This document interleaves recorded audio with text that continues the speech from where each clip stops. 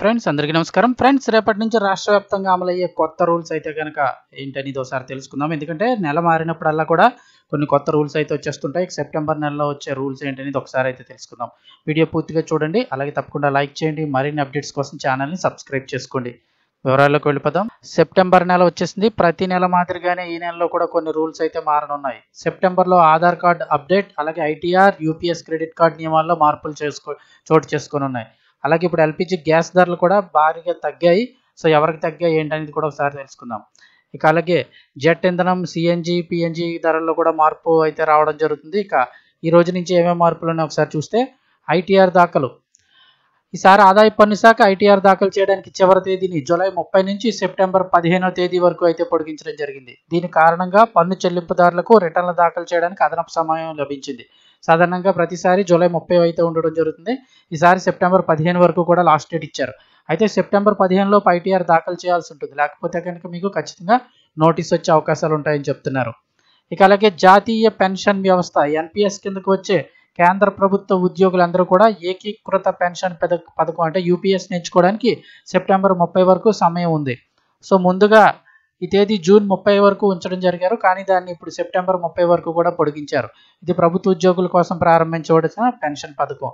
So ఎవరైనా ఈ national pension సిస్టమ్కి సంబంధించి యూపీఎస్ పథకం ఎంచుకోవాలనుకున్నట్లయితే ఏకీకృత పెన్షన్ విధానం ఈ నెల 30వ తారీఖు వరకు అవకాశం ఉంటుంది.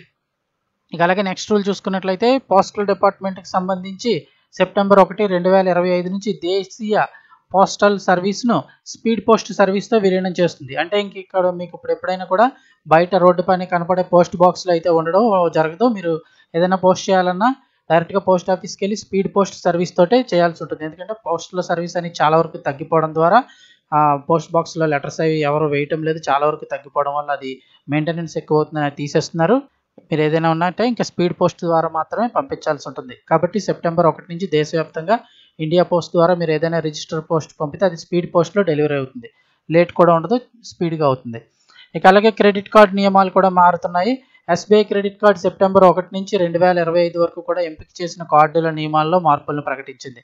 కొన్ని కార్డులకు రివార్డ్ పాయింట్ల ప్రోగ్రాములను సవరించింది.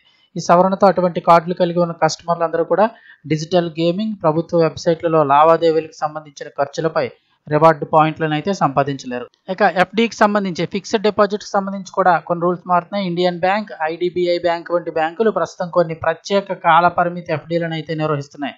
ఇండియన్ బ్యాంక్ 444 రోజుల ప్లాను, అలాగే 555 రోజు పథకాల్లో పెట్టుబడి పెట్టడానికి చివరి తేదీ సెప్టెంబర్ 30. ఇక అదేవిధంగా ఐడిబిఐ బ్యాంక్ కూడా 440 రోజులు, 555 రోజులు, అలాగే 700 రోజుల ప్రత్యేక ఎఫ్డీల్లో పెట్టుబడి పెట్టడానికి చివరి తేదీ కూడా సెప్టెంబర్ 30. ఆ తర్వాత ఇంకా మళ్ళీ మీరు ఎఫ్డీ చేసుకోవడానికి ఈ స్కీమ్స్లో అయితే అవకాశం ఉండదు. ఇక సెప్టెంబర్ నెలకు సంబంధించి ఆయిల్ కంపెనీలు అయితే గుడ్ న్యూస్ తెలిపాయి. కమర్షియల్ గ్యాస్ సిలిండర్ ధరలను తగ్గిస్తున్నట్లు ఎల్పీజీ విక్రయించే ఆయిల్ కంపెనీలు తెలిపాయి. 19 కిలోల కమర్షియల్ సిలిండర్ ధరపై ఏకంగా ₹51.50 తగ్గించారు.